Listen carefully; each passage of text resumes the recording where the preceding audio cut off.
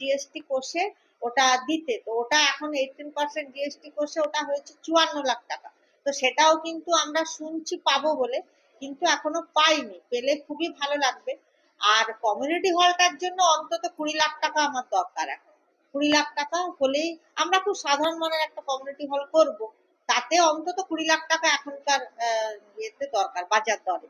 তো সেটা আমি চাইছি, সবার কাছে হাত জোড় করে আমার নিবেদন যে সবাই যদি এগিয়ে আসেন আমাদের স্কুলটাকে একটু দেখুন, কারণ আমাদের স্কুলের এই ঐতিহাসিক ঐতিহ্য অনেকটাই।